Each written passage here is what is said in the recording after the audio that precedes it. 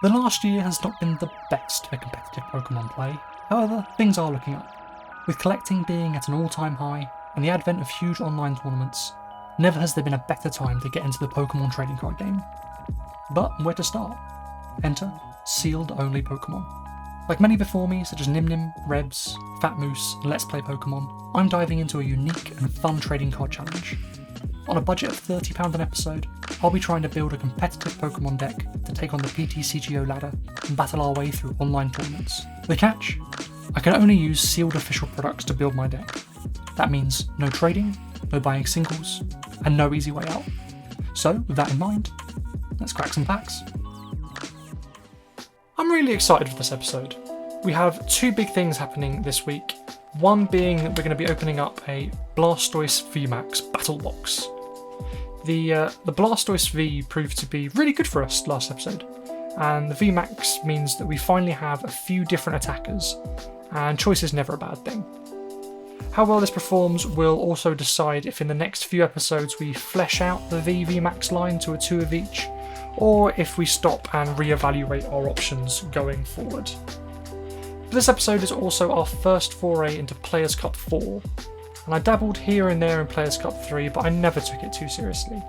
However, this time, I've decided that at least 10 keys will be used exclusively for our little Oops All Blastoise deck. Like I said last episode, I'm actually more optimistic about our performance, having won in the in-game event, but I'm still not sure how things are going to pan out, so I plan on playing a few keys here this week and cherry picking some of the best games to highlight rather than doing one complete run. So we have a few big things here this episode, and I'm looking forward to seeing how it all pans out. If you guys are enjoying watching the series so far, please remember to subscribe, drop the video a like, and share it with your friends. I love the episodes where I get to chat to you guys down in the comments below about everything that we're doing here, and any more of that would be awesome. But without further ado, let's free our Blastoise VMAX from this cardboard and plastic prison. There's a few new goodies in this box that we haven't seen in the product so far, including these absolutely beautiful Blastoise VMAX sleeves.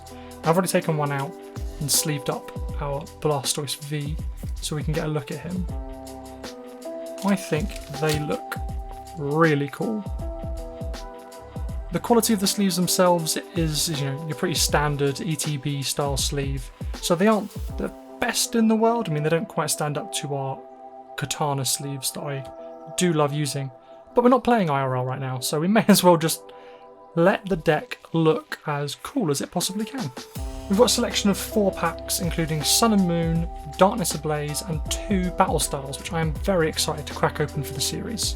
But of course we have the main attraction, Blastoise VMAX himself. Let's get a closer look at him. So here you can see we've got ourselves a Stage 1 Pokemon with 330 HP, which is immense. For 3 Water Energy, you've got Grand Falls, it does 120 damage, and searches your deck for 3 Water Energy and attaches them to your bench Pokemon in any way you like. Then shuffle your deck. This might sound familiar, as it is effectively a water version of Picarom's first attack, and we've all seen how useful that was.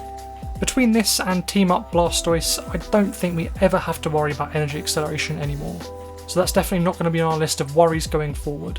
Instead we'll be focusing on, do we have enough damage, do we have enough search, that sort of thing. But speaking of damage, we do also have a 4 Water G-Max Bombard that does 220 damage and 30 damage to 2 of your opponent's bench Pokemon. Now obviously this isn't the numbers that our Blastoise GX can reach, but it is still quite high up there, allowing us to easily 2-shot KO any VMAX, and even one-shotting a few Vs actually. The bench spread also is handy in weakening some of our opponent's Dedennes, Crobats, to help us get easier KOs on those too. The eagle-eyed among you will have noticed that we spent £27 on this box, and with £2.50 from last week, that means we have £5.50 floating. And I know I did say that I'd be trying to pick up some Vivid Voltage or Battle Styles with that extra cash, but honestly none of it's arrived in time. So instead we're going to be busting open one more double blister in search of Inteleon VMAX to have that as an option, as well as, of course, Crobat from Darkness Ablaze. But first, let's open these bad boys. We'll do it in chronological order, so we'll start with the Sun and Moon pack, which has rotated, but there's a few trainers in here such as Crushing Hammer, EXP Share, Rare Candy, there's even a Golden Switch in here, all of which are still in rotation thanks to being reprinted. So we'll crack this open and see if we can't pull ourselves something useful. I don't think there's anything in the rare slot that we're looking for. Everything that hasn't rotated should be trainers in the uncommon spot, but we'll have a look anyway. And we'll appreciate some of this now rotated artwork. I didn't actually collect a lot of this set, so there's a lot in here that I haven't seen. Hey, Crushing Hammer, that's good for us. Charge Bug, Dragonair, Potion, and no Golden Switch, that's fine. Wasn't expecting a lot. Crushing Hammer, that's always an option for our deck, especially if we go back to the Inteleon build, this could be handy.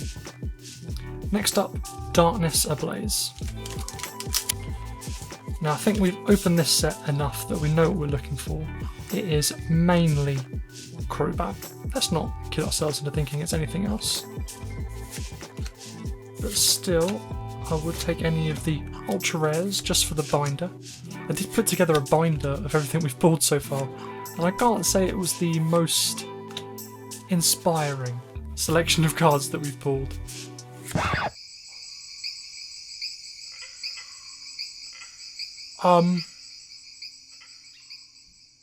What?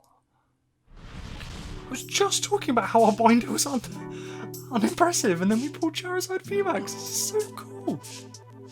Whew. I feel like these packs are going to be pretty underwhelming now. Let's just crack it open. In terms of Pokemon, there isn't a whole lot in here.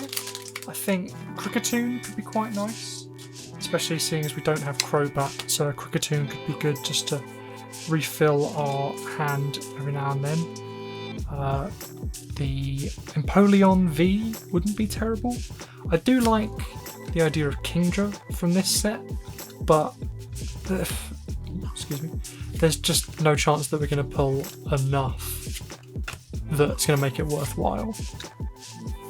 But we could get super lucky somehow, I guess. Mustard. Ooh, reverse Yukamori Sizzlipede, I'll take that. And an Orbeetle. I dig this card. I wish there was more chances for this to be viable, but I do dig this a hell of a lot. Cherubi, Lickitung. I love this artwork on Lickitung. Electabuzz, Esper, Timber, Energy. I'm not going to be using any single strike stuff, so that's not helpful. Where? I really want the energy recycler. Alright, nothing really from there, but holy crap, what a pull! That's talk about an OG Pokemon episode. Get ourselves Blastoise V here as well.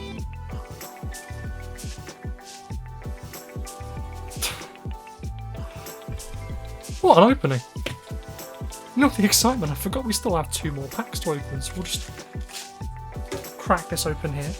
We have a Rebel Clash and a Charizard pack. Leave that one till last.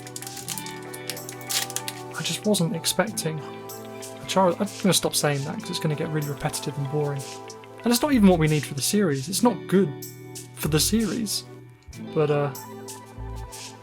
it's a Charizard VMAX. You can't complain with that. Well, it is what it is. And what it is bloody great.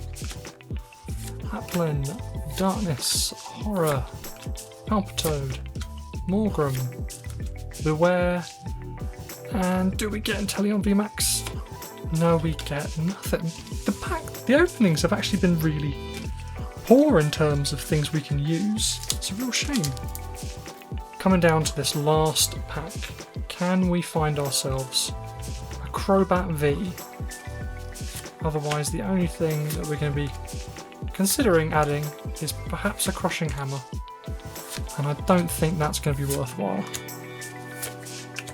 Clang, I've seen that artwork before. Clang, Simisage, Poltergeist, my Mad Party deck, and absolute hot garbage. Really blew all my luck on this Charizard, didn't I? Let's get to deck building. Compared to last week's rather in-depth deck tech, this one's going to be rather short comparatively. Thanks to some rather underwhelming pulls in terms of cards we can actually use, we're only adding one card to the deck this week. Unsurprisingly, that card is Blastoise VMAX himself. I can't be too upset when this is the card that we're adding to our deck, but I would have really liked to get an energy recycler from Battle Styles. There's always next week for that, I suppose.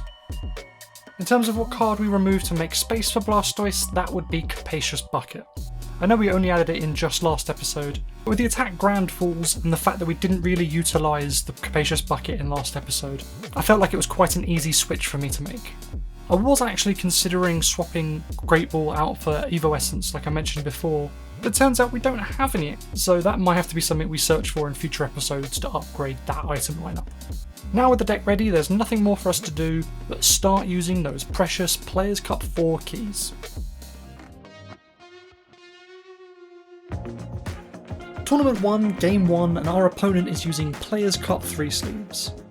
I have to admit that I was definitely not feeling our chances from this fact alone, but our little deck does still have some tricks up its sleeve. Our starting hand was relatively decent with Jirachi in the active and options in our hand, so I used what resources we could turn 1 to get a bit of a board presence and attempt to set up for future plays. It's not the board state you want turn 1, but we try to make it work.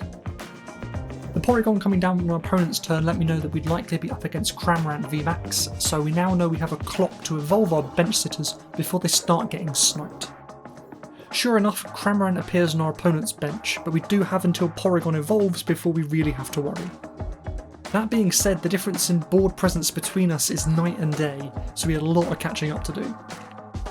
In a show of not thinking ahead, I stamp, then Marnie them, which we're going to call mind games, to find a whole bunch of not much.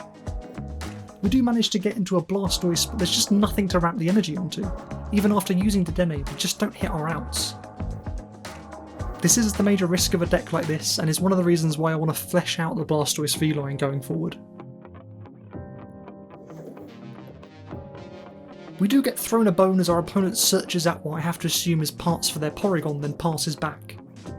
We wish into a Pokécom and discover the other risk of a 1-1 line. We'd prized Blastoise V. Instead we decide to use our best non-reptile Dubwool V, but are unable to get him up to 3 energy this turn. We do get to mess with the search our opponent did on their turn with another Marnie, and I'd lie if I said that didn't feel really good.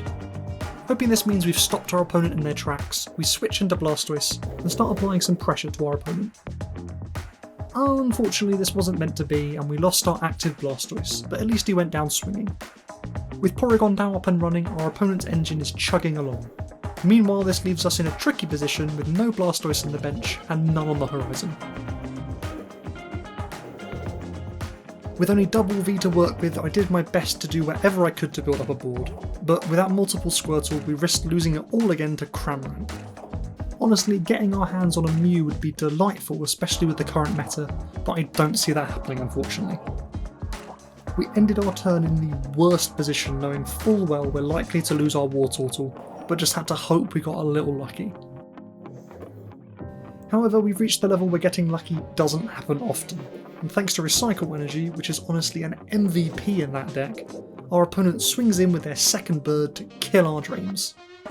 Still, not wanting to give up and knowing we can at least take 1 KO here, I throw some resources back into the deck, draw a new hand with Research, and swing in for 2 prizes. We finally get to see a Cramorant VMAX and witness what this deck can really do. Special energies come flying down to give the bird more coins to flip, and we see 4 heads equal the demise of our sheepish pal. We find ourselves a Blastoise-GX, and with that, a little hope. Rather than risk losing him, we leave him on the bench to power him up for the 1-hit KO. With the prizes down 4-2, it's our best hope at pulling it out of the bag. Our opponent does the really smart play of using Mew to start weakening our benched Blastoise. Considering the damage reduction on our Blastoise-GX, this effectively negates that with little risk to our opponent. We slowly proceed with our little plan, but just aren't finding the Squirtles we're going to need to power up for the inevitable second KO. Meanwhile, our opponent seems content allowing us to play it out, continuing to weaken our Blastoise GX. Things are looking less optimistic now, but we go ahead and promote Blastoise GX, bossing up the Cramorant for free prizes. It's now down to whether our opponent can find the right number of energies to attach with Porygon to Dubwool. Saying that, with the help of Dedenne, our opponent manages to get there and takes the win, leaving our first tournament run pointless.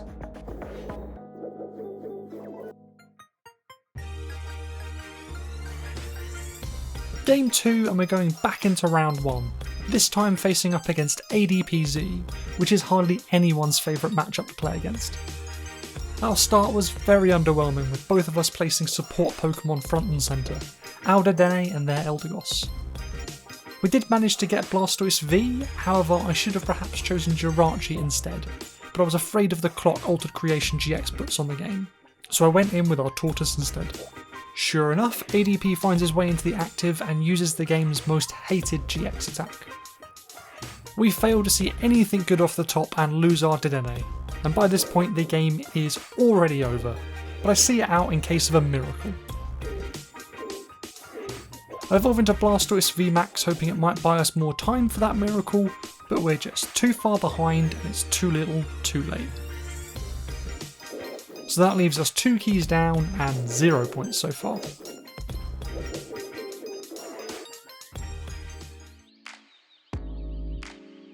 After that rather rough game, we find ourselves up against Eternatus, which, as I know from testing, is definitely a winnable game for us, in a world where we draw quite well. Our starting hand is definitely playable, which is a good thing because our opponent's bench is looking very stacked after turn 1. As long as we can get in for the early attack, we should be in a good position, especially with damage spread on Blastoise VMAX. Things start to look really good. We have our acceleration down, we have an attacker, and we have ways of getting him into the active, but there lies where I messed this up. Intent on getting maximum value, I promote Jirachi after using double nets. Unfortunately, he gets stuck there, and I am unable to get our newly evolved Blastoise VMAX in the active, despite his readiness to attack. So we set up another Squirtle and hope we don't fall behind. Eternatus VMAX appears and Crushing Hammer does its thing. Thankfully, there isn't a full bench, and the boss doesn't appear, so while we're not ahead, we're certainly not out of the running just yet. Blastoise VMAX steps up to the plate finally, but we whiff on Powerful Squall, meaning another turn where we don't do our maximum damage. I decide to power up a Dubwool V on the bench, thinking that even if we don't attack with him, it's a good place to keep energy for a potential Blastoise GX. Now with a full bench, we see Eternatus properly online and victory is looking very difficult. Our big Blastoise can take a hit, but we still don't have much we can do after that, and if we're not taking the first KOs, we're just not taking the game against Eternatus.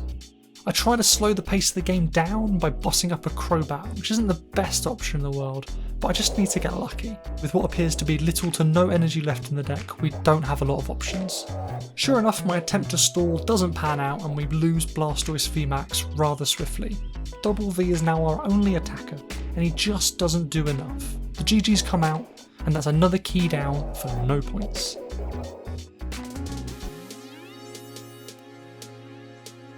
Last game today, and we're back in round 1, so I'm sure you can see where we're going with this.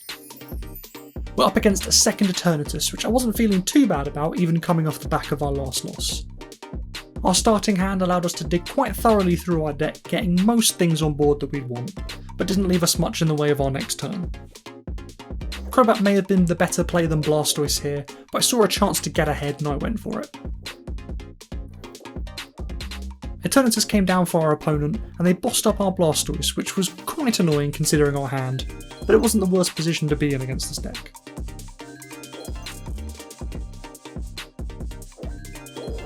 Luckily we pull a Marnie off the top with Oranguru and managed to keep steaming ahead, even finding Rare Candy into Blastoise, which allowed us to hit Eternatus for 200 damage.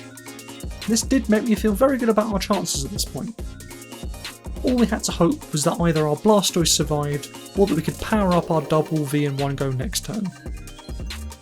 But as is the trend this episode, where we've been hoping our opponent doesn't have it, they VMAX their Eternatus and almost fill their board, giving them enough damage to one-hit KO our Blastoise V. Throughout this matchup, I really considered dusting off one of our Zigzagoons in our collection, considering the Nets package we're running. It could really help take early KOs in this particular matchup, and I know I found myself wishing for it here. Back to us, and we now have to pin our hopes on Dubwool V and Blastoise. And I decided to hedge my bets on Blastoise, probably due to his one prize nature, but who knows what I was thinking here. Either Pokemon could take the KO, but I have to recognise that it's likely going to die on the crackback. We do a bit of Jirachi messing around to find more energy, and secure what we need to take our 3 prizes. We pull it off, and grab 3 very good cards, including Blastoise-GX, which can do big work for us with his damage output. Unfortunately, there is another Eternatus ready to go on our opponent's bench, and he manages to get him into the active position thanks to Yveltal's free retreat. Here lies the issue with having promoted Blastoise. Yes, we only lose 1 prize, but we've now lost our only way on board of accelerating energy. I see what I was thinking, but I really don't like that I lost Blastoise here. I then start back up the process of getting a Blastoise, and boss up the Sableye to stall, as if that's worked so well for us this week. He thins and dumps his hand, finding that vital switch, which all but secures the game for our opponent. I do get a new Blastoise which powers up our Dubwool V on the bench, but it just doesn't do enough damage. I even leave Blastoise in the active so as to power up our Dubwool to his maximum damage when he gets KO'd, but it's just not enough. Eternatus takes down our resistance, and we finish out on 0 points. That was a disaster. I was definitely not expecting to get knocked out round 1 consistently, but we've reached the level where our deck is facing off against the very top of the meta. The Eternatus and Cramorant matchups are definitely winnable, but they are a tough nut to crack. Meanwhile, ADPZ and Luke Metal, as I've learnt from testing, are both decks that I don't currently see how we can beat.